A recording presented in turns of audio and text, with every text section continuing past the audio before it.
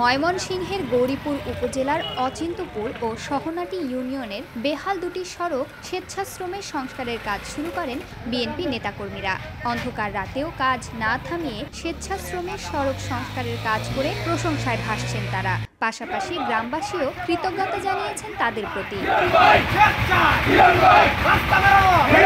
এই যে রাস্তা গৌরীপুরের হাওয়াই রুট, এই রুট থেকে কেন্দ্র সিলেট গামী যাত্রীগুলা এখান দিয়ে যাতায়াত করে, ময়মনসিংহ মেডিকেল কলেজ আছে, অনেক রুগীরাও যাতায়াত করে।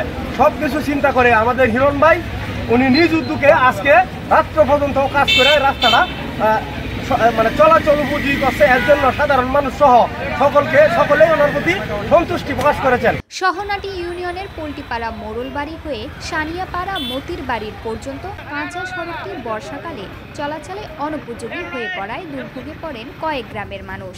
অন্যদিকে গৌরীপুর বেকুইরহাটি সড়কের অচিন্তপুর ইউনিয়নের পল্লী বিদ্যুৎ অফিসের সামনে সড়কের বেহাল দশার কারণে দুর্ভোগে পড়েন নেত্রকোনা জেলা ও গৌরীপুর উপজেলার মানুষ।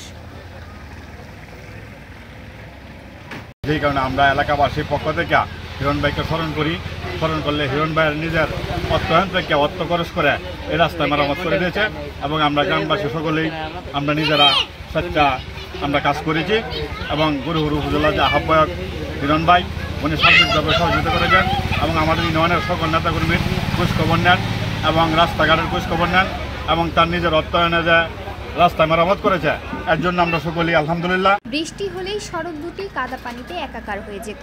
স্থানীয় প্রশাসনের পক্ষ থেকে সড়ক দুটি সংস্কার না হওয়ায় গৌরীপুর উপজেলা বিএনপির আহ্বায়ক আহমদ তায়েবুর রহমান হিরণ দলীয় নেতাকর্মীদের নিয়ে স্বেচ্ছাশ্রমে সড়ক দুটি সংস্কারের উদ্যোগ নেন। ওইখানে আরেকটি প্রোগ্রাম ছিল সহনাটিতে, সেটি একই ধরনের প্রোগ্রাম।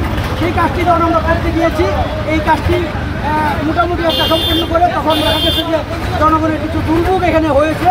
এইটি চিন্তা করে সন্ধ্যার সময় বাড়ি ফেরার পথে আমি চিন্তা করলাম যে কাজটি আসলে আমরা পরিপূর্ণভাবে শেষ করতে পারি, এটি শেষ করে আমি বাড়ি যাব। যখন আমি এখানে নেমে পড়লাম, আমার সাথে সাথে সকল নেতাকর্মী, ইতিমধ্যে আপনারা দেখেছেন যে সকল নেতাকর্মী আমার সাথে সাথে কাজে লেগে পড়েছে এবং স্বেচ্ছাশ্রমের ভিত্তিতে আমরা মোটামুটি আল্লাহর রহমতে এটি সম্পন্ন করতে পেরেছি।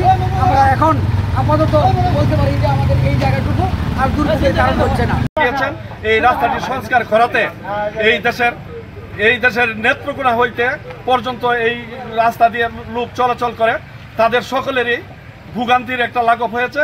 সাময়িক হলেও এখন এইখানে আর কোনো গাড়ি আর অ্যাক্সিডেন্ট হবে না। কয়দিন পরে পরে এই জায়গার মাধ্যমে গাড়ি অ্যাক্সিডেন্ট হইতো, ওটু উল্টে যেত, দেখা গেছে ট্রলি উল্টে গেছে।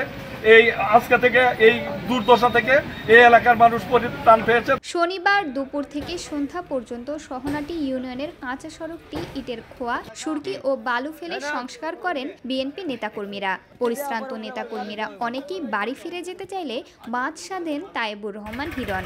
এরপর রাতের অন্ধকারেই কাদা পানিতে নেমে ইটের খোয়া, বালু ও সুরকি ফেলে গৌরীপুর বেকুইরহাটি সড়কটি চলাচল উপযোগী করেন।